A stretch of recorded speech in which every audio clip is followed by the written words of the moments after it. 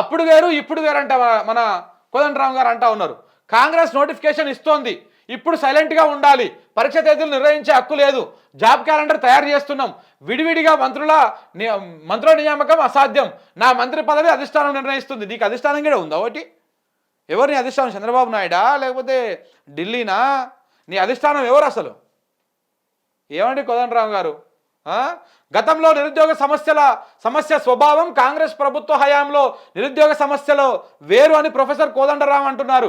News line Telugu తెలంగాణకు TJS అధ్యక్షుడు Kodandaram interview ఇచ్చారు. ఈ సందర్భంగా ఆయన మాట్లాడుతూ గత ప్రభుత్వం హయాంలో పేపర్ లీకేజీలు, పరీక్షలు సరిగ్గా జరగకపోవడం వల్ల ఖాళీలు ఫిలప్ చేయకపోవడం లాంటి సమస్యలు ఉండేవని చెప్పారు.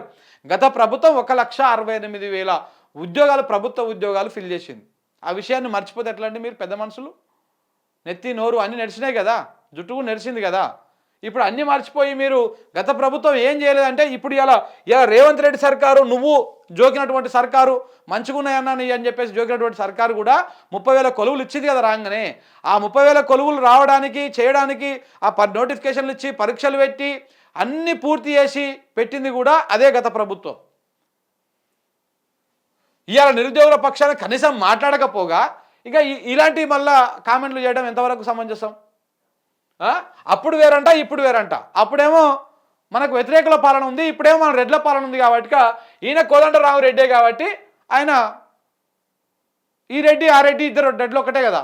కోదండరావు రెడ్డి, మన మహేందర్ రెడ్డి, ఇప్పుడు టీఎస్పీఎస్సీ చైర్మన్ మహేందర్ రెడ్డి, అక్కడ ముఖ్యమంత్రి రేవంత్ రెడ్డి, ఇప్పుడు ఈయన కోదండరావు రెడ్డి. అందరూ ఒకటే కాబట్టి వీళ్ళు ఏమనుకున్నా ఏం కాదనమాట. రెడ్లందరూ మంచిగా ఉండాలి, రెడ్లందరూ మంచిగా ఉంటే తెలంగాణ అంతా మంచిగున్నట్టు. రెడ్లందరికీ మంచిగా లేకపోతే, రెడ్లకు పదవి రాకపోతే, రెడ్లకు ఏమైనా అన్యాయం జరిగితే తెలంగాణ అంతా ఆగమైనట్టు. ఇంతే కదా, మీ పాలసీ ఇదే కదా.